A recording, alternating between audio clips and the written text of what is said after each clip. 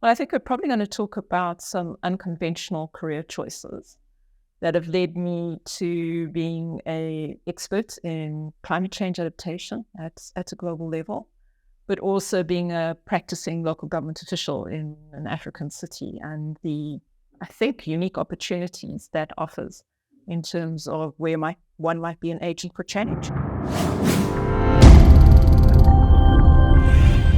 So I started out as an academic many years ago now, it seems, but I got very frustrated with the fact that I could see there was this huge gulf between the ivory tower and City Hall.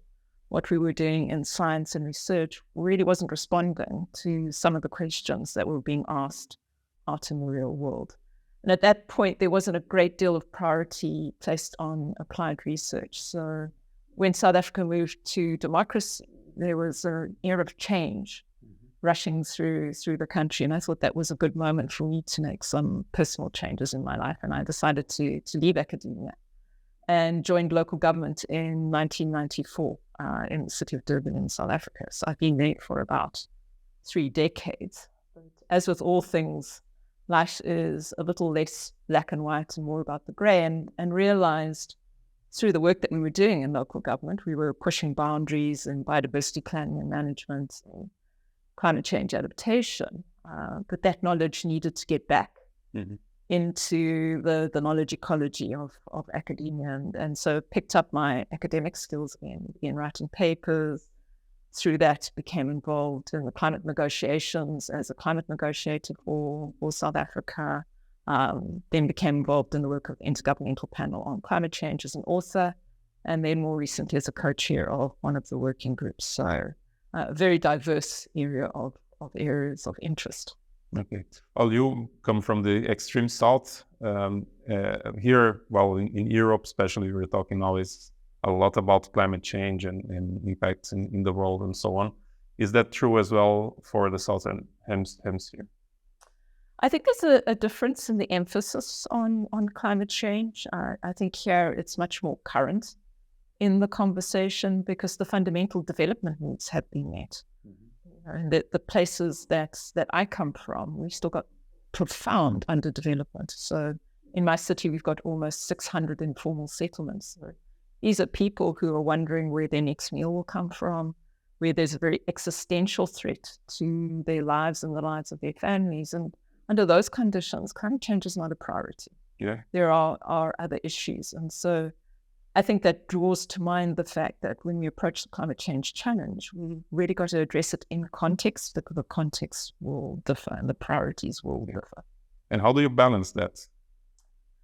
Well, I think it's being sensitive to context. Climate change, I think when we see these big international negotiations and we hear the discussions around the Paris Agreement, one at a distance get a sense that there's a one-size-fits-all. But the Paris Agreement is really clear that every nation has to act according to their context and their resources. And I think that's really important, is being in that locality, understanding what the actual issues are. The way we've tackled it in Durban is realizing, because climate change is obviously not on the top 10 list of priorities of many communities in the city, is really taking a developmental perspective. So where can we get in and offer socioeconomic development opportunities that have climate co-benefits? That then opens the door to speaking about climate change. But unless you address people's basic needs first, there's very little room for an expansive debate around climate change. Okay. As somebody who is on the ground working in practice, what is your forecast, or how do you see the future, the coming years for climate? Yeah.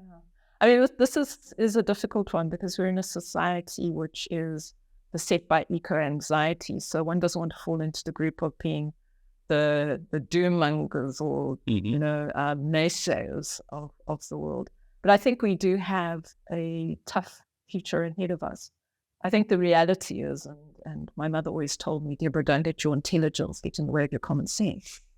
I think the indications are, if we look at the state of the world, it's a world that's very divided still. It's a world where inequality is growing. We're not seeing the ambitious response to climate change that we need.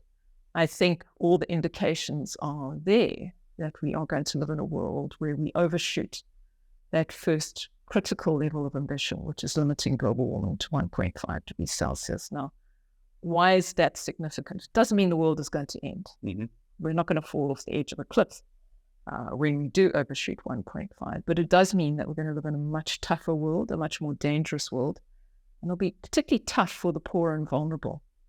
And certainly through the work that my working group did in the course of the 6th assessment cycle, we showed that in that world where we overshoot 1.5 degrees of global warming, there will be irreversible losses. Mm-hmm. And we showed that in terms of the links to the impacts on various important ecosystems. We didn't demonstrate that in terms of impacts on society, but I think if the ecosystems which support us are under threat, we equally will be under threat during that period. And so I think we've got to think about what that might mean going into the future. For example, if we're going to have key food plants going extinct during the course of 1.5 overshoot world, do we need to be thinking about seed banks at this particular point in time? If we're going to have key infrastructure under threat during that period, for example, floods and droughts, do we need to be thinking about the resilience of the engineering now? And so it's going to be a tougher world, particularly for the poor and vulnerable. And I think we need to be brave enough to have those conversations about what the toolkit for that suboptimal world is. So my message to people is it's going to be tough, but that challenge should be a real call for us to find our purpose and agency in that tougher world. We'll have to work harder and more ambitiously. So a lot to do ahead still. Do you call that a optimistic answer? No, I'm never optimistic, and I'm not pessimistic. I'm just realistic. And I think that comes from a strong grounding, having been a local government official for 30 years. I have time neither for optimism or pessimism because so much work needs to be done. And I think that's where we've all got to find our cause, is being realistic about what the future holds, realizing that we're not facing the end of the world, but we are facing a tougher world. And realizing that we only get out of that if each one of us plays our role. And the IPCC work is really clear. We need a whole of society and a whole of economy approach. So each one of us has a role to play. Okay. And would you say that inequality, like let's say trying to work out inequality would also benefit directly the climate? Oh, absolutely. And that was one of the big messages that emerged from the Working Group 2 report of the IPCC in this assessment cycle, is that you're not going to get the ambitious climate action you want or the ambitious change in the current set of circumstances without an improvement in equity and justice. Where you've got inequity and injustice, you simply undermine any ability to move forward with sustainable development. And so that's a key core in terms of how we approach the climate change challenge, how we approach the related biodiversity challenge. We've got to be thinking about issues like gender equality. We've got to be thinking about issues of poverty, which keeps so many people in a situation where they have no agency or limited agency.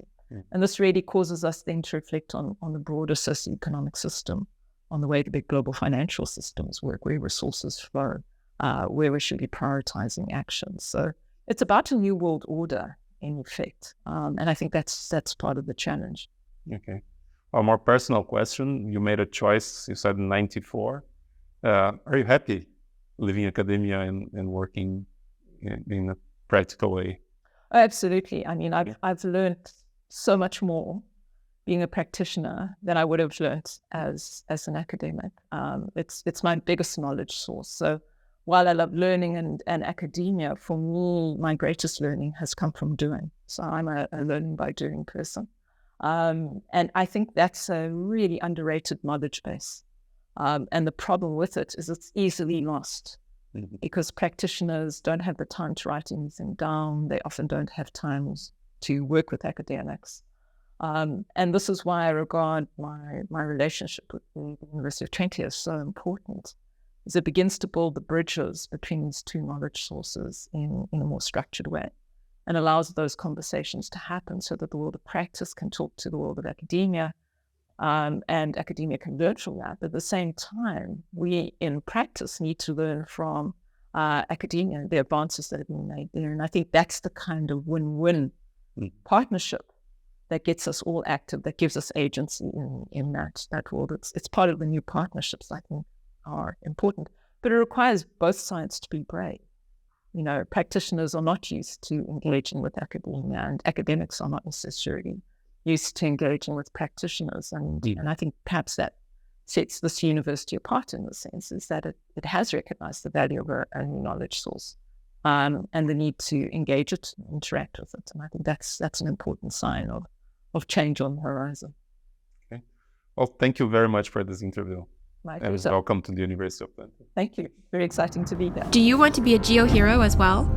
Then take the first step and click the subscribe button and then the bell button to always be the first to know when one of our GeoHeroes posts a new video